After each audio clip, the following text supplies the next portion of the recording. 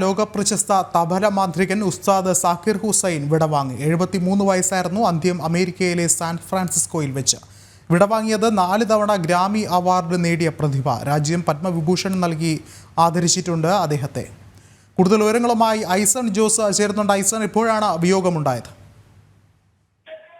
വിഷ്ണു, അല്പസമയം മുമ്പാണ് തബല മാന്ത്രികൻ എന്നറിയപ്പെടുന്ന ഭാരതത്തിന്റെ ഏറ്റവും പ്രശസ്തനായ സംഗീത വിദഗ്ധന്മാരിൽ അല്ലെങ്കിൽ ഒരു വാദ്യകലാ വിദഗ്ധന്മാരിൽ ഒരാൾ കൂടിയായ ഉസ്താദ് സക്കീർ ഹുസൈൻ എന്നറിയപ്പെടുന്ന സക്കീർ ഹുസൈൻ മരണപ്പെട്ടത്.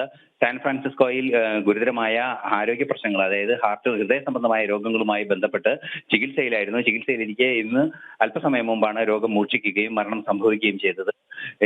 സാൻ ഫ്രാൻസിസ്കോയിൽ, അതായത് കുറച്ചു കാലങ്ങളായി അദ്ദേഹം അമേരിക്കയിലാണ് തന്റെ ജീവിതം തുടരുന്നത്. നേരത്തെ നമുക്കറിയാവുന്നതുപോലെ തന്നെ 5 ഗ്രാമി അവാർഡുകൾ നേടിയ മഹാനായ ഒരു കലാകാരൻ കൂടിയായിരുന്നു അദ്ദേഹം. മാത്രമല്ല, ലോകപ്രശസ്ത സംഗീതജ്ഞരായ, അതായത് ലോകപ്രശസ്ത പാശ്ചാത്യ സംഗീതജ്ഞരായ ജോൺ മക്ലോഗ്ലിൻ, അതുപോലെ തന്നെ എൽ ശങ്കർ, പ്രശസ്ത വയലിനിസ്റ്റ് എൽ ശങ്കർ, ഇവരോടൊപ്പം എല്ലാം തന്നെ വൻതോതിലുള്ള ഫ്യൂഷൻ മ്യൂസിക്കുകളായിരുന്നു അദ്ദേഹം നടത്തിയിരുന്നത്. അദ്ദേഹത്തിന്റെ ഒരു മാസ്റ്റർ പീസ് എന്ന് പറയാവുന്നത് ഫ്യൂഷൻ മ്യൂസിക്കുകളായിരുന്നു. അത് പാശ്ചാത്യ സംഗീതവും അതുപോലെ തന്നെ പൗരസ്ത്യ സംഗീതവും താളവാദ്യങ്ങളും തന്ത്രിവാദ്യങ്ങളും ചേർത്തുള്ള ഫ്യൂഷനുകൾ, അതായത് മനോഹരമായ ഫ്യൂഷനുകൾ തയ്യാറാക്കുന്നതിൽ ഒരു അപാര പ്രാവീണ്യം തെളിയിച്ച ഒരു വ്യക്തി കൂടിയാണ് സാക്കിർ ഹുസൈൻ. അതുപോലെ തന്നെ നിരവധിയായ തുടർച്ചയായി തബല അവതരണങ്ങൾ നടത്തുക, അതുപോലെ തന്നെ തബലയിൽ വിവിധങ്ങളായ പരീക്ഷണങ്ങൾ നടത്തുക. സ്വാഭാവികമായും ഒരു ഹിന്ദുസ്ഥാനി സംഗീതോപകരണം എന്നതിനപ്പുറം തബലയെ അതിന്റെ സാധ്യതകളെല്ലാം തന്നെ പ്രയോജനപ്പെടുത്തിയ ഒരു വ്യക്തി കൂടിയായിരുന്നു. പാശ്ചാത്യ സംഗീതത്തിന്റെ സാധ്യതകളെയും അതുപോലെ തന്നെ കർണാട്ടിക് സംഗീതത്തിന്റെ സാധ്യതകളെയും എല്ലാം തന്നെ തബലയിൽ പ്രയോജനപ്പെടുത്തിയ ഒരു ഗവേഷകൻ കൂടിയായിരുന്നു സക്കീർ ഹുസൈൻ എന്നതാണ് ഏറെ പ്രാധാന്യം അർഹിക്കുന്ന ഒരു വിഷയം. സക്കീർ ഹുസൈൻ ഒരു ആവേശമായിരുന്നു, ഒരു തലമുറയുടെ ആവേശമായിരുന്നു. നമുക്കറിയാവുന്നതാണ്, പ്രശസ്ത സംഗീതജ്ഞൻ അള്ള രഖ ഖാന്റെ മകനാണ് അദ്ദേഹം. അത്തരത്തിൽ ഒരു സംഗീത പാരമ്പര്യമുള്ള ഒരു കുടുംബത്തിൽ തന്നെ ജനിച്ച വ്യക്തി കൂടിയാണ്. അതുകൊണ്ട് തന്നെ സംഗീതം അദ്ദേഹത്തിന്റെ രക്തത്തിൽ അലിഞ്ഞു ചേർന്നു എന്നത് തന്നെയാണ് യാഥാർത്ഥ്യം. നമുക്കറിയാവുന്നതാണ്, ലോക പ്രശസ്തരായ നിരവധിയായ ആളുകൾ, അതായത് നേരത്തെ നമ്മൾ പറഞ്ഞതുപോലെ മക്ലോഗിന്റെയും അതുപോലെ തന്നെ എൽ ശങ്കറിന്റെയും എല്ലാം ഒപ്പം തന്നെ ഈ കൺസർട്ടുകളിൽ പങ്കെടുക്കുക, അതായത് ഫ്യൂഷൻ കൺസർട്ടുകളിലും അല്ലാത്തതുമായ കൺസർട്ടുകളിൽ പങ്കെടുത്ത് ലോകപ്രശസ്തനായ പ്രശസ്ത സംഗീത രൂപകങ്ങൾ തയ്യാറാക്കിയ ഒരു വ്യക്തി കൂടിയാണ് അദ്ദേഹം. അതൊക്കെ മാനിച്ചുകൊണ്ട് തന്നെയാണ് അദ്ദേഹത്തിന് 5 തവണ ഗ്രാമി അവാർഡുകളെല്ലാം തന്നെ ലഭിച്ചത്. 2023 രാജ്യം, ഭാരതം അദ്ദേഹത്തിന് പത്മവിഭൂഷൺ നൽകിയത്. നേരത്തെ 2002 പത്മഭൂഷണും 88 പത്മശ്രീയും നൽകി ആദരിച്ചിരുന്നു. നിരവധി ആകാശവാണിക്കും അതുപോലെ തന്നെ ദൂരദർശനും വേണ്ടി അനേകായിരം മ്യൂസിക്കൽ കൺസർട്ടുകൾ നടത്തിയ ഒരു വ്യക്തി കൂടിയാണ് അദ്ദേഹം. അദ്ദേഹത്തിന്റെ റെക്കോർഡുകൾ, മ്യൂസിക്കൽ റെക്കോർഡുകൾക്കെല്ലാം തന്നെ വലിയ ഡിമാൻഡ് ആയിരുന്നു ഒരു കാലത്ത്. അത്തരത്തിൽ ഒരു കാലത്ത് മ്യൂസിക്കൽ റെക്കോർഡുകളുടെ, അല്ലെങ്കിൽ ഈ ഗ്രാമഫോൺ റെക്കോർഡുകളുടെയും അനുബന്ധ റെക്കോർഡുകളുടെയും എല്ലാം തന്നെ വലിയൊരു വിൽപ്പന നടന്നിരുന്ന വൻ കൺസർട്ടുകൾ നടത്തിയിരുന്ന ഒരു വ്യക്തി കൂടിയായിരുന്നു സാക്കിർ ഹുസൈൻ എന്നതാണ് ഏറെ പ്രാധാന്യം അർഹിക്കുന്ന വിഷയം. നിരവധി മലയാളി ശിഷ്യരും അദ്ദേഹത്തിന് ഉണ്ടായിരുന്നു എന്നതും ഏറെ കൗതുകകരമായ ഒരു കാര്യമാണ്. കൊച്ചിയിലും അതുപോലെ തന്നെ തിരുവനന്തപുരത്തും മലബാറിലെ വിവിധ മേഖലകളിലും അദ്ദേഹത്തിന് നിരവധി ശിഷ്യരുണ്ടായിരുന്നു. നിരവധി പേരെ, അതായത് സംഗീതത്തിന്റെ മായാലോകത്തിലേക്ക് അല്ലെങ്കിൽ സംഗീതത്തിന്റെ അത്ഭുത ലോകത്തിലേക്ക്, അല്ലെങ്കിൽ സംഗീതത്തിന്റെ വലിയ സാധ്യതകളുടെ വലിയ സ്വപ്ന ലോകങ്ങളിലേക്ക് നിരവധി പേരെ കൈപ്പിടിച്ച് നടത്തിയ ഒരു ശ്രേഷ്ഠ ഗുരുനാഥൻ കൂടിയാണ് സാക്കിർ ഹുസൈൻ എന്ന കാര്യത്തിൽ സംശയമില്ല. തീർച്ചയായും വലിയൊരു നഷ്ടമാണ് സംഗീത ലോകത്തിന്, അതായത് ലോകത്തെ മുഴുവൻ സംഗീതങ്ങളെയും ആവാഹിച്ച ഒരു മഹാനായ കലാകാരൻ കൂടിയായിരുന്നു അദ്ദേഹം. അതുകൊണ്ട് തന്നെ അദ്ദേഹത്തിന്റെ ഗവേഷണപരമായ സാധ്യതകളെ, അതായത് തബലയിലെ ഗവേഷണോത്മകമായ സാധ്യതകളെയും അതുപോലെ തന്നെ വലിയ രീതിയിലുള്ള, അതായത് സംഗീത രംഗത്തെ തന്നെ വളരെ വൈദഗ്ധ്യം ആവശ്യമുള്ള അവതരണങ്ങളും അത് തുടർച്ചയായുള്ള വലിയ അവതരണങ്ങളെല്ലാം തന്നെ ഹിന്ദുസ്ഥാനി സംഗീതത്തിന്റെ ഭാഗമായി എല്ലാം തന്നെ തബലയിൽ നടത്താൻ അദ്ദേഹത്തിന് സാധിച്ചു വരുന്നു എന്നതാണ് അദ്ദേഹത്തിന്റെ അപാരമായ ഒരു കൈത്തഴക്കവും മനസ്സിന്റെ ശക്തിയുമായി കണക്കാക്കപ്പെടുന്നത്. തീർച്ചയായും ഭാരതത്തിന്റെ സംഗീത ലോകത്തിന്റെ നെറുകയിൽ മുടിചൂടാമന്നനായി കഴിഞ്ഞിരുന്ന വ്യക്തി തന്നെയാണ് ഇന്ന് കാലയവനികയ്ക്കുള്ളിൽ മറഞ്ഞിരിക്കുന്നത്.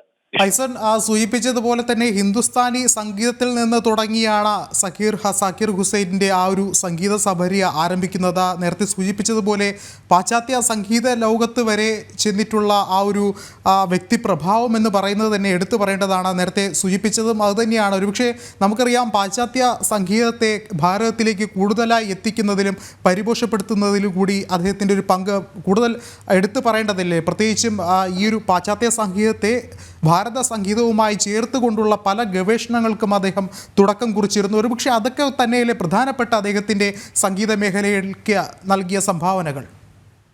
തീർച്ചയായും സംഗീതത്തിനെ ലോകത്തിന്റെ അതിർത്തികളോ അല്ലെങ്കിൽ മനുഷ്യൻ നിർമ്മിക്കുന്ന അതിർത്തികളോ അല്ലെങ്കിൽ പ്രപഞ്ചത്തിന്റെ അതിർത്തികളോ പോലും ഇല്ല എന്ന് തെളിയിച്ച ഒരു കലാകാരൻ കൂടിയാണ് അദ്ദേഹം. അതിർത്തികളില്ലാത്ത കലാരൂപമാണ് സംഗീതം. അത് കാതുള്ളവൻ കേൾക്കും, ആസ്വദിക്കും എന്ന ബോധ്യത്തിൽ തന്നെയായിരുന്നു അദ്ദേഹത്തിന്റെ എല്ലാ ജീവിത സപര്യകളും നടന്നിരുന്നത്. നമുക്കറിയാവുന്നതാണ്, ഇത്തരത്തിൽ പ്രശസ്തരായ പല സംഗീത വിദഗ്ധരും, പ്രത്യേകിച്ച് തന്ത്രിവാദ്യങ്ങൾ, അതായത് വയലിൻ, ഗിറ്റാർ, അത്തരത്തിലുള്ള വാദ്യോപകരണങ്ങളുമായി ഉള്ള ഫ്യൂഷനുകൾ അദ്ദേഹം വളരെ ഗംഭീരമായി നടത്തിയിരുന്നു എന്നതാണ് ഏറെ പ്രാധാന്യം അറിയിക്കുന്ന ഒരു വിഷയം. നമുക്കറിയാവുന്നതാണ്, താളവാദ്യവും തന്ത്രിവാദ്യവും തമ്മിലുള്ള ഒരു അന്തരത്തെ കൃത്യമായി സമന്വയിപ്പിക്കാനുള്ള ഒരു അസാമാന്യമായ ഒരു ശേഷി അദ്ദേഹത്തിനുണ്ടായിരുന്നു. നമുക്കറിയാവുന്നതാണ്, ഇത്തരത്തിലുള്ള രണ്ട് സംഗീത ഘടകങ്ങളെ ഉൾച്ചേർക്കുമ്പോൾ അതിൽ നിന്നും മാസ്മരിക സംഗീതത്തിന്റെ സാധ്യതകളാണ് ഉയർന്നു വരിക. സ്വാഭാവികമായും പാശ്ചാത്യ സംഗീതോപകരണങ്ങളായ ഗിറ്റാറും അതുപോലെ തന്നെ ഒരു പരിധിവരെ പാശ്ചാത്യ സംഗീതോപകരണം എന്ന് തന്നെ പറയാവുന്ന വയലിനും അദ്ദേഹം ആ വയലിന്റെയും സാധ്യതകളെ എങ്ങനെയാണ് ഈ താളവാദ്യങ്ങളുമായി ചേർത്ത് വിടുന്നത് അല്ലെങ്കിൽ സിങ്ക്രണൈസ് ചെയ്യുന്നത് എന്നത് അദ്ദേഹം വളരെ കൃത്യമായി ലോകത്തിനെ കാണിച്ചു കൊടുത്ത ഒരു വ്യക്തി കൂടിയായിരുന്നു. ആവേശത്തിന്റെ ആ ഒരു അലകടലായിരുന്നു അദ്ദേഹത്തിന്റെ. ഒരു വലിയൊരു കടലിരമ്പത്തോടൊപ്പം അല്ലെങ്കിൽ ഒരു കടലിന്റെ തിരമാലകളോടൊപ്പം സംഗീതാസ്വാദകരെ കൊണ്ടുപോയിരുന്ന ഒരു മനുഷ്യൻ കൂടിയായിരുന്നു സാക്കിർ ഹുസൈൻ. അദ്ദേഹത്തിന്റെ ആവേശം നിറഞ്ഞ ഒരു അവതരണ ശൈലി, ശരീരമാസകലം ഇളകി വലിയൊരു രീതിയിൽ തകർപ്പൻ പ്രകടനങ്ങൾ നടത്തുകയും അതുപോലെ തന്നെ മനോഹരമായ ആസ്വാദ്യകരമായ പ്രകടനങ്ങൾ നടത്തുകയും പല കാലങ്ങളായി കൊട്ടിത്തീരുന്ന ഒരു പഞ്ചവാദ്യത്തിന്റെ ശൈലിയിലെല്ലാം തന്നെ ആഹ്ലാദകരമായ ചില താള ലയങ്ങൾ സൃഷ്ടിച്ചിരുന്ന ഒരു മഹാനായ കലാകാരൻ കൂടിയായിരുന്നു. സാധ്യതകൾ, അതായത് തബലയിൽ നിന്നും മനുഷ്യൻ പ്രതീക്ഷിക്കുന്ന അല്ലെങ്കിൽ ഒരു സാധാരണ സംഗീത ആസ്വാദകൻ പ്രതീക്ഷിക്കുന്നതിനേക്കാൾ എത്രയോ വലിയ ആസ്വാദ്യത തബലയ്ക്ക് ഉണ്ടാക്കി കൊടുത്തിരുന്നു. അത് വിവിധ ഉപകരണങ്ങൾ ഒരേ സമയം ഉപയോഗിക്കുക, അതായത് തബലയുടെ തന്നെ വിവിധ രൂപങ്ങളെ ഒരേ സമയം പല ഇടങ്ങളിലുമുള്ള പല രീതിയിലുള്ള തബലകൾ ഒരേ സമയം ഉപയോഗിക്കുക, അതിൽ നിന്നും മാസ്മരികമായ സംഗീതത്തിന്റെ ലയതാളങ്ങൾ സൃഷ്ടിക്കുക, അത്തരത്തിലുള്ള അസാമാന്യമായ ചില പ്രതിഭാവിലാസങ്ങൾ അദ്ദേഹത്തിന്റെ ഭാഗത്തു നിന്നുണ്ടായിരുന്നു. നമുക്കറിയാവുന്നതാണ്, അദ്ദേഹത്തിന്റെ ചിത്രങ്ങളോടൊപ്പം കാണുമ്പോൾ നിരവധി തബലകളും അതുപോലെ തന്നെ മറ്റു അനുബന്ധ വാദ്യോപകരണങ്ങളും അദ്ദേഹത്തോടൊപ്പം ഉണ്ടാകുന്നു എന്നതൊരു യാഥാർത്ഥ്യം തന്നെയാണ്. അതുപോലെ തന്നെ പെർക്യൂഷൻ സംഗീതം, അതായത് മറ്റു ഈ സാധാരണഗതിയിലുള്ള നാടൻ സംഗീതോപകരണങ്ങളെല്ലാം തന്നെ ഉൾച്ചേർക്കുന്ന, പ്രത്യേകിച്ച് ആഫ്രിക്കൻ സംഗീതോപകരണങ്ങളും അതുപോലെ തന്നെ ലാറ്റിൻ അമേരിക്കൻ സംഗീതോപകരണങ്ങളും പ്രധാനമായും താളവാദ്യങ്ങളിൽ ഊന്നിയ സംഗീതോപകരണങ്ങളെ ഭാരതത്തിന്റെ ഒരു കൾച്ചറുമായി ചേർത്ത് അല്ലെങ്കിൽ ഭാരതത്തിന്റെ ഒരു സംഗീത സംസ്കാരവുമായി ചേർത്ത് അവതരിപ്പിക്കുന്നതിൽ ഒരു പ്രത്യേക പ്രാവീണ്യം അദ്ദേഹം നേടിയിരുന്നു. സ്വാഭാവികമായും നമുക്കറിയാവുന്നതാണ്, ഇത്തരത്തിൽ വലിയ നേട്ടങ്ങൾ സൃഷ്ടിക്കുന്ന ഒരു വ്യക്തി സ്വാഭാവികമായും ലോകം അംഗീകരിക്കുകയും അത് ലോകത്തിന്റെ ഒരു ആവേശമായി മാറുകയും ചെയ്യും. എങ്കിലും ഭാരതത്തിന്റെ അല്ലെങ്കിൽ ഒരു രാജ്യസ്നേഹം കൃത്യമായി മനസ്സിൽ കൊണ്ടു നടന്നിരുന്ന ഒരു നല്ല രാജ്യസ്നേഹി കൂടിയായിരുന്ന ഒരു മനുഷ്യൻ കൂടിയായിരുന്നു സാക്കിർ ഹുസൈൻ എന്നതാണ് ഏറെ പ്രാധാന്യത്തോടെ നോക്കി കാണേണ്ട ഒരു വിഷയം. നമുക്കറിയാവുന്നതാണ്, ഒരു കാലത്ത് ദൂരദർശന്റെ എല്ലാ പരിപാടികളിലും അദ്ദേഹത്തിന്റെ സാന്നിധ്യം ഉണ്ടാകാറുണ്ട്. അതുപോലെ തന്നെ ദൂരദർശൻ ഫില്ലറുകൾ ഒരു കാലത്ത് സാക്കിർ ഹുസൈന്റേതായിരുന്നു. അതുപോലെ ദൂരദർശന്റെ ആകാശവാണിയുടെ വൻതോതിൽ ഹിറ്റായി വിറ്റഴിക്കപ്പെട്ട പല മ്യൂസിക്കൽ കൺസെർട്ടുകളും അദ്ദേഹം സൃഷ്ടിച്ചിട്ടുണ്ട്. അദ്ദേഹവും അതുപോലെ തന്നെ അദ്ദേഹത്തോടനുബന്ധിച്ച് സന്തൂർ വാദകൻ ശിവകുമാർ ശർമ്മ, അതുപോലെ തന്നെ അർള രഗ ഖാൻ, അത്തരത്തിലുള്ള നിരവധി പേരുമായി ചേർന്ന് ഇന്ത്യൻ പരമ്പരാഗത സംഗീതോപകരണങ്ങളെല്ലാം തന്നെ ഉൾച്ചേർത്തുകൊണ്ടുള്ള നിരവധി കൺസെർട്ടുകളും ഫ്യൂഷൻസും നടത്തിയിരുന്ന ഒരു വ്യക്തി കൂടിയാണ് അദ്ദേഹം. അതുകൊണ്ട് തന്നെ തബല മാന്ത്രികൻ എന്നതിനപ്പുറം ലോക സംഗീത മാന്ത്രികൻ എന്ന് തന്നെയാണ് അദ്ദേഹത്തെ വിശേഷിപ്പിക്കേണ്ടത്. അതിന് കാരണമാകുന്നത് പാശ്ചാത്യ സംഗീതത്തെയും അതുപോലെ തന്നെ പൗരസ്ത്യ സംഗീതത്തെയും അനുബന്ധങ്ങളായ ഇത്തരം അതിശാസ്ത്രീയമായ അല്ലെങ്കിൽ വലിയ സമഗ്രതയുള്ള സംഗീത ശാഖകളെക്കാൾ സാധാരണക്കാരന്റെ വനവാസിയുടെ സംഗീത താളങ്ങളെ എല്ലാം തന്നെ ഉൾക്കൊണ്ട് ഈ തബലയുടെ മാസ്മരികതയിൽ അവയെല്ലാം ലയിപ്പിച്ചു ചേർത്ത ഒരു അസാമാന്യ പ്രതിഭാവിലാസം കൊണ്ട് പ്രശസ്തനായ ഒരു വ്യക്തി കൂടിയാണ് സാക്കിർ ഹുസൈൻ. ഐസൻ സൂചിപ്പിച്ചതുപോലെ ഒരു സംഗീതജ്ഞൻ എന്നതിലുപരി ഒരു ഗവേഷകൻ, അധ്യാപകനൊക്കെ തന്നെയായിരുന്നു അദ്ദേഹം. പ്രത്യേകിച്ചും എടുത്തു പറയേണ്ടത് അദ്ദേഹത്തിൻ്റെ ശിഷ്യഗണങ്ങളാണ്. പ്രമുഖരായിട്ടുള്ള നിരവധി ആളുകളാണ് അദ്ദേഹത്തിൻ്റെ ശിഷ്യത്വം നേടിയിട്ടുള്ളത്. ഒരുപക്ഷെ ഭാരതത്തിനകത്തും പുറത്തുമായി നിരവധി ശിഷ്യഗണങ്ങൾ അദ്ദേഹത്തിനുണ്ടായിരുന്നു. ഒരുപക്ഷെ പുതുതലമുറയ്ക്കും അദ്ദേഹം ബാക്കി നൽകിയിട്ട് പോയിട്ടുള്ള ഒരു സന്ദേശവും അത് തന്നെയല്ലേ. ഒരുപക്ഷെ ഇത്രത്തോളം ഒരു സംഗീതത്തിൻ്റെ ആ ഒരു മാന്ത്രികതയെ ഒരുമിപ്പിക്കുക അല്ലെങ്കിൽ ഒരു സാംസ്കാരിക സമന്വയം കൊണ്ടുവരിക എന്നുള്ള നിരവധി ആശയങ്ങൾ കൂടി അദ്ദേഹം പുതുതലമുറയ്ക്ക് നൽകിയിട്ട് തന്നെയല്ലേ ഇപ്പോൾ മടങ്ങുന്നത്? തീർച്ചയായും പുതുതലമുറയ്ക്ക് ആ വലിയ മനുഷ്യൻ നൽകിയ സന്ദേശം ഏറ്റവും ശ്രേഷ്ഠമാണ് എന്ന കാര്യത്തിൽ തർക്കമില്ല. നമുക്കറിയാവുന്നതാണ്, സംഗീത ലോകം പല വഴിക്കായി പിരിയുമ്പോഴും ആ അത്തരത്തിലുള്ള വാർത്തകളെല്ലാം തന്നെ നമുക്ക് പണ്ടും കേൾക്കാൻ സാധിക്കും. 70കളിലും 60കളിലും എല്ലാം തന്നെ ലോക പാശ്ചാത്യ സംഗീത രംഗങ്ങളെല്ലാം തന്നെ പല വഴിക്ക് പിരിയുന്ന ചില ചരിത്ര സംഭവങ്ങളെല്ലാം തന്നെ ഉണ്ടായിട്ടുണ്ട്. പല ദിശ ശൈലികൾ അല്ലെങ്കിൽ പല സംഗീത അവതരണ ശൈലികളിലേക്ക് ദിശ തിരിഞ്ഞു പോയ സാഹചര്യത്തിൽ അവയെല്ലാം തന്നെ കൂട്ടിച്ചേർക്കുന്ന അല്ലെങ്കിൽ അവയെല്ലാം തന്നെ സംഗീതത്തിന്റെ ആത്മാവ് ഒന്നാണ് എന്ന് പറയാൻ ശ്രമിക്കുന്ന വലിയൊരു മനുഷ്യനായിരുന്നു അദ്ദേഹം. അതുകൊണ്ട് തന്നെയാണ് അദ്ദേഹം കൃത്യമായി ഇത്തരം കാര്യങ്ങളെല്ലാം തന്നെ കണ്ടെത്താൻ ശ്രമിക്കുകയും അതുപോലെ ഈ ഗിറ്റാറിന്റെ എല്ലാ സാധ്യതകളെയും കണ്ടെത്താൻ ശ്രമിച്ച ഒരു വ്യക്തി കൂടിയാണ് അദ്ദേഹം. ലോകത്തുള്ള വിവിധ തരം സംഗീതോപകരണങ്ങളുടെ അടിസ്ഥാന ഘടകങ്ങളെ കൂട്ടിച്ചേർത്തുകൊണ്ടുള്ള ഒരു മികച്ച കൺസർട്ടുകൾ സംഘടിപ്പിക്കുന്ന ഒരു വ്യക്തി കൂടിയായിരുന്നു. ശ്രേഷ്ഠമായ ചില അവതരണങ്ങളെല്ലാം തന്നെ ഇപ്പോൾ ഈ അടുത്ത കാലത്ത് തന്നെ, അതായത് 88, 89 കാലഘട്ടങ്ങളിൽ അദ്ദേഹത്തിന് പത്മശ്രീയൊക്കെ ലഭിക്കുന്ന കാലഘട്ടത്തിൽ വൻതോതിലാണ് അദ്ദേഹത്തിന്റെ CD-കളും അതുപോലെ തന്നെ അദ്ദേഹത്തിന്റെ റെക്കോർഡിങ്ങുകളും വിറ്റുപോയിരുന്നത്. ആ റെക്കോർഡിങ്ങുകളിലെല്ലാം തന്നെ ഉണ്ടായിരുന്ന പ്രത്യേകത എന്ന് പറയുന്നത് ഇതുവരെ കേൾക്കാത്ത ഒരു സംഗീതത്തിന്റെ ലയവും ഒരു സമ്മിശ്രണവും അതിൽ കേൾക്കാൻ സാധിച്ചിരുന്നു എന്നതാണ്. കേവലം ഒരു തബല വാദകൻ എന്നതിനപ്പുറം സംഗീത ലോകത്തെ, അതായത് നമുക്കറിയാവുന്നതാണ്, വലിയ വലിയ സംഗീത വിദഗ്ധൻ മോസാർട്ടിനെയൊക്കെ പോലെയുള്ള വലിയ സംഗീത വിദഗ്ധർ ഫ്യൂഷൻസും സിംഫണീസും ചെയ്യുന്നത് പോലെ മനോഹരമായി തബലയെ അതിന്റെ സാധ്യതകളിലേക്ക് ഉൾച്ചേർക്കുക, മറ്റ് സംഗീതത്തിന്റെ സാധ്യതകളിലേക്ക് ഉൾച്ചേർത്ത് ലോകം മുഴുവൻ പടരാൻ അനുവദിക്കുക, സംഗീതം സാഗരം പോലെ പടരാൻ വഴി തുറന്നുവിട്ട, സാഗരത്തിലേക്ക് സംഗീതത്തിന്റെ സാധ്യതകളെ തുറന്നുവിട്ട വലിയൊരു മനുഷ്യനായിരുന്നു അദ്ദേഹം. സ്വാഭാവികമായും നമുക്കറിയാവുന്നതാണ്, ഇത്തരത്തിൽ വലിയ തോതിലുള്ള നേട്ടങ്ങൾ അദ്ദേഹം കണ്ടെത്തുമ്പോഴും അല്ലെങ്കിൽ വലിയ വിജയങ്ങൾ നേടുമ്പോഴും സ്വന്തം നാടിന്റെ, ഭാരതത്തിന്റെ ആ സംഗീത ആസ്വാദന രംഗത്തെ അദ്ദേഹം ആസ്വദിച്ചിരുന്നു, അല്ലെങ്കിൽ ഭാരതത്തിന്റെ ഓഡിയൻസിനെ അദ്ദേഹം ഇഷ്ടപ്പെട്ടിരുന്നു എന്നത് മറ്റൊരു യാഥാർത്ഥ്യം കൂടിയാണ്. നിരവധി കൺസർട്ടുകൾ ഭാരതത്തിൽ നടത്തുന്നു, അതിനേക്കാളേറെ വിദേശ രാജ്യങ്ങളിൽ നടത്തുന്നു. ഈ നടത്തുന്ന കൺസർട്ടുകളിലെല്ലാം തന്നെ വൈവിധ്യങ്ങളായ അവതരണ ശൈലികൾ അദ്ദേഹം കൊണ്ടുവരുന്നു. വർഷം തോറും വലിയ വൈവിധ്യങ്ങളായ നിരവധി കൺസർട്ട് പ്ലാനുകൾ അദ്ദേഹം കൊണ്ടുവരുന്നു. അതേപോലെ തന്നെ വലിയ സംഗീത സമന്വയങ്ങൾ അദ്ദേഹം ഉണ്ടാക്കുന്നു, സംഗീത ഫ്യൂഷനുകൾ ഉണ്ടാക്കുന്നു. ഓരോ വർഷവും പുതിയതായി ഒരുപാട് സംഭാവനകൾ അദ്ദേഹം നൽകുന്നു. സംഗീത രംഗത്ത് കേവലം ആസ്വാദനം അല്ലെങ്കിൽ ഒരു ദ്രുതതാളങ്ങളുടെ, ചടുലതാളങ്ങളുടെ ആസ്വാദനം എന്നതിനപ്പുറം സംഗീതത്തെ ഒരു മനോഹര കവിത പോലെ സൂചിപ്പിച്ചതുപോലെ തന്നെ വിഖ്യാതനായ സംഗീതജ്ഞനാണ് സാക്കിർ ഹുസൈൻ. മലയാളികൾക്കും അദ്ദേഹം അത്രമേൽ പരിചിതനാണ്. പ്രത്യേകിച്ച് മലയാളത്തിൻ്റെ പ്രശസ്തമായ ചിത്രം വാനപ്രസ്ഥത്തിൻ്റെ പശ്ചാത്തല സംഗീതം നൽകിയത് സക്കീർ ഹുസൈനാണ്. അങ്ങനെ മലയാളികൾക്കും ഹൃദയത്തോട് ആ സിനിമ കൊണ്ട് മാത്രമല്ല, അതിലുപരിയായിട്ട് അദ്ദേഹത്തിൻ്റെ ആ ഒരു മാന്ത്രിക വിരലുകൾ തീർത്ത ആ ഒരു വിസ്മയ ലോകം, അത് ഭാഷകൾക്കതീതമായി, ദേശങ്ങൾക്കതീതമായി പരന്ന് പന്തലിച്ചതാണ്. അതുകൊണ്ട് തന്നെയാണ് നിരവധി തവണ, നാലോളം തവണ അദ്ദേഹത്തിന് ഗ്രാമി സംഗീത പുരസ്കാരം, അങ്ങനെ വിഖ്യാതമായ അനവധി പുരസ്കാരങ്ങളും അദ്ദേഹത്തെ തേടിയെത്തിയിട്ടുണ്ടല്ലേ? തീർച്ചയായും നിരവധി അവാർഡുകൾ അദ്ദേഹത്തിന് ലഭിച്ച അവാർഡുകളുടെ കണക്കുകൾ എടുക്കുകയാണെങ്കിൽ അത് ഇന്നൊന്നും തീരുന്ന സാധ്യതയല്ല. ലോകം മുഴുവൻ ബഹുമാനിക്കപ്പെട്ട, ലോകരാഷ്ട്ര നേതാക്കളാൽ ബഹുമാനിക്കപ്പെട്ട, ലോകരാഷ്ട്ര നേതാക്കളുടെ എല്ലാം തന്നെ മുന്നിൽ സംഗീതം തബലയിലെ വലിയ സംഗീത സംവിധാനങ്ങൾ അവതരിപ്പിച്ച വലിയൊരു മഹാൻ കൂടിയായിരുന്നു അദ്ദേഹം. നമുക്കറിയാവുന്നതാണ്, ഈ അദ്ദേഹത്തോടൊപ്പം നിരവധി മഹാന്മാരായ സംഗീത പ്രവർത്തകർ അല്ലെങ്കിൽ സംഗീത വിദഗ്ധർ ചേർന്ന് പ്രവർത്തിക്കുകയും ചെയ്തിട്ടുണ്ട്. നമുക്കറിയാവുന്ന പുല്ലാങ്കുഴൽ വിദഗ്ധരും അതുപോലെ തന്നെ സന്തൂർ വിദഗ്ധരും, അത്തരത്തിൽ നമ്മുടെ ഹിന്ദുസ്ഥാനി സംഗീതത്തിന്റെയും അതുപോലെ തന്നെ ഹിന്ദുസ്ഥാനി വടക്കൻ ഭാരതത്തിലെ നോർത്ത് ഇന്ത്യയിലെ തന്നെ എല്ലാ തരത്തിലുള്ള പ്രാദേശിക സംഗീത രൂപങ്ങളെയും അതുപോലെ തന്നെ പ്രാദേശിക സംഗീത ഉപകരണങ്ങളെയും ഇപ്പൊ മുഖ്യധാരയിലേക്ക് കൊണ്ടുവരാൻ ശ്രമിച്ച ഒരു വ്യക്തി കൂടിയായിരുന്നു. നമുക്കറിയാവുന്നതാണ് സന്തൂർ കൺസർട്ടുകളും സന്തൂറുമായി ചേർന്നുള്ള കൺസർട്ടുകൾ, അതുപോലെ തന്നെ വയോളിൻ, അത്തരത്തിലുള്ള വൈവിധ്യങ്ങളായ സംഗീതോപകരണങ്ങളെ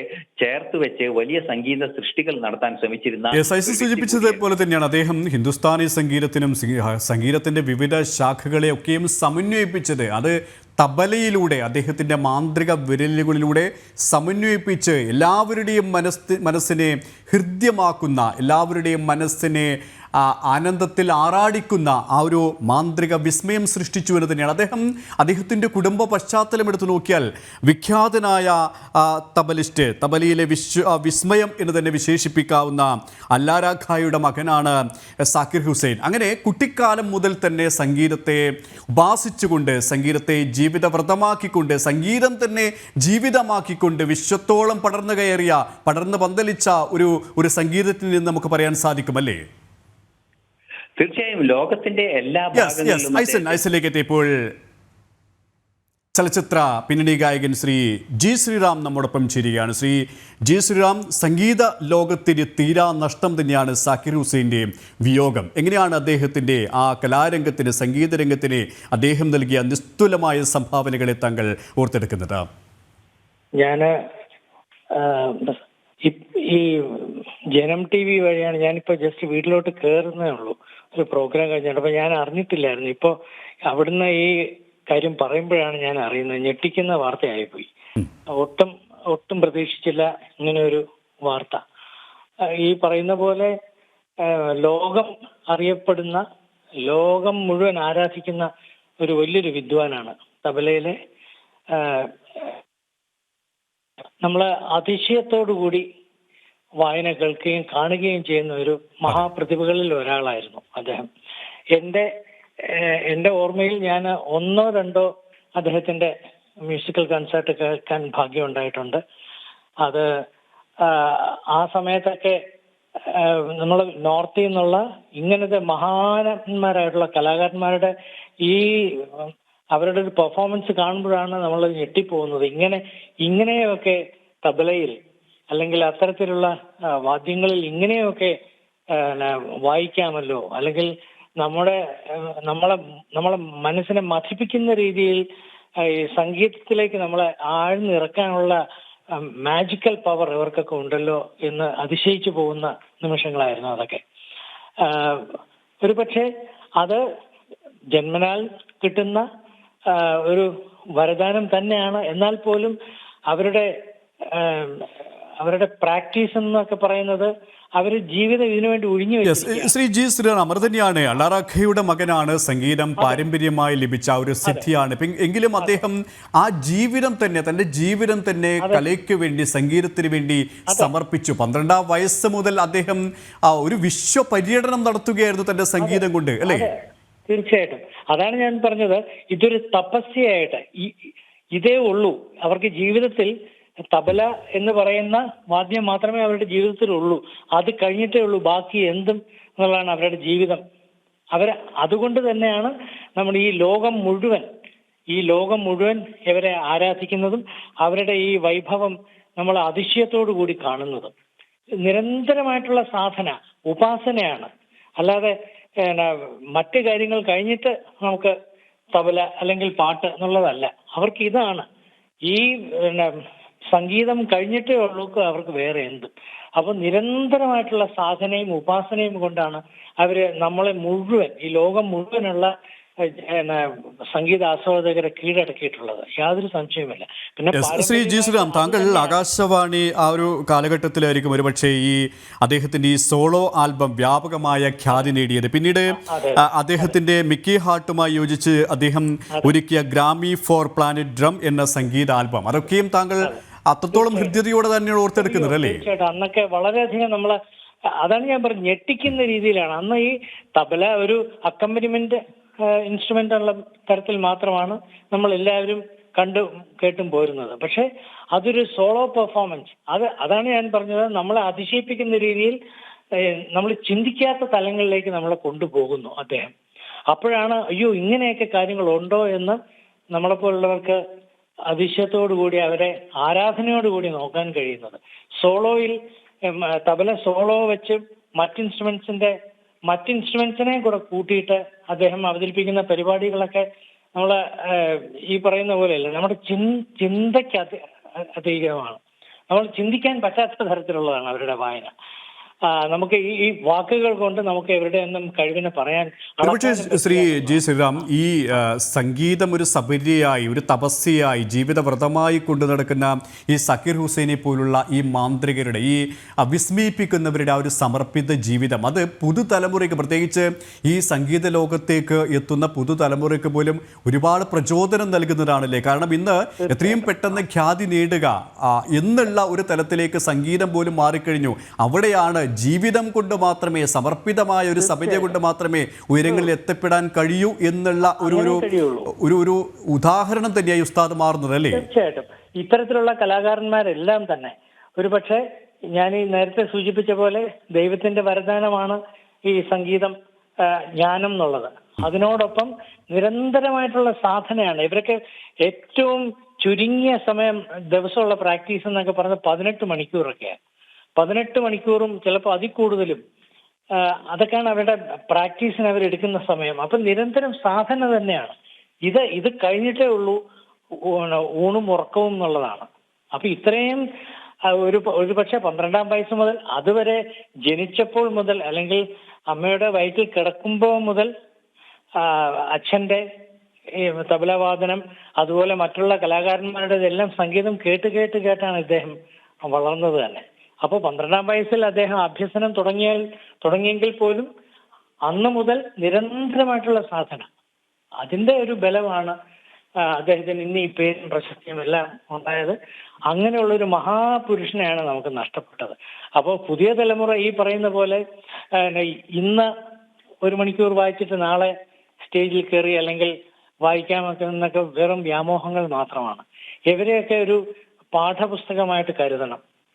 ഇവരുടെ ജീവിതം പാഠപുസ്തകമായിട്ട് കരുതി നിരന്തരമായിട്ടുള്ള അഭ്യസനം കൊണ്ട് മാത്രമേ ഈ കല ഇത്രത്തോളം എല്ലാ ജനങ്ങളെയും എല്ലാ ജനങ്ങളുടെ മനസ്സിലേക്കും കയറണമെങ്കിൽ അതുപോലെ സാധനയും മറ്റോ ഇല്ലാതെ പറ്റില്ല. അപ്പോൾ തീർച്ചയായിട്ടും പുതിയ തലമുറ ഇത് കണ്ടു പഠിക്കണം എന്നാണ് പറയുന്നത്. വളരെയധികം നന്ദി ശ്രീ ജി ശ്രീറാം, ഇത്രയും സമയം ഞങ്ങളോട് സഹകരിച്ചതിന്, അദ്ദേഹത്തെ അനുസ്മരിച്ചതിന്. വീണ്ടും ഐസൻ ജോസിലേക്ക്. ഐസൻ, അദ്ദേഹത്തെക്കുറിച്ച് പറയുകയാണെങ്കിൽ അദ്ദേഹത്തിൻ്റെ കുട്ടിക്കാലത്തെ സക്കീർ ഹുസൈൻ്റെ പേര് ബേബി ഖുറേഷി എന്നായിരുന്നു. ഈ ബേബി ഖുറേഷി ആ കുടുംബക്കാർ പോലും നിർഭാഗ്യവാനായ കുട്ടി എന്നാണ് വിശേഷിപ്പിച്ചത്. കാരണം ഈ ഒരു ജനനസമയത്തെ ഖുറേഷി ആശുപത്രിയിലായിരുന്നു. പിന്നീട് അദ്ദേഹം രാശിയില്ലാത്തൊരു മകൻ എന്ന രീതിയിലാണ് അറിയപ്പെടുകയും പിന്നീട് സക്കീർ ഹുസൈൻ എന്നുള്ള പേര് അദ്ദേഹത്തിൻ്റെ അച്ഛൻ്റെ പിതാവിൻ്റെ ഗുരുവിൽ നിന്നും സ്വീകരിച്ച് പിന്നീട് അദ്ദേഹം ഭാഗ്യവാനായ, കുടുംബത്തിന്, നാടിന്, രാജ്യത്തിന്, ലോകത്തിന് തന്നെ ഭാഗ്യം നൽകിയ ഒരു കുഞ്ഞായി വളരുകയായിരുന്നു. അത്തരത്തിൽ നോക്കുമ്പോൾ അദ്ദേഹത്തിൻ്റെ ജീവിതം പല തരത്തിൽ നമുക്ക് വായിച്ചെടുക്കാം. നേരത്തെ ശ്രീ ജി ശ്രീറാം സാർ പറഞ്ഞതുപോലെ തന്നെ അദ്ദേഹം ഒരു പാഠപുസ്തകമാണ്, അദ്ദേഹം ഒരു മാർഗദീപമാണ്.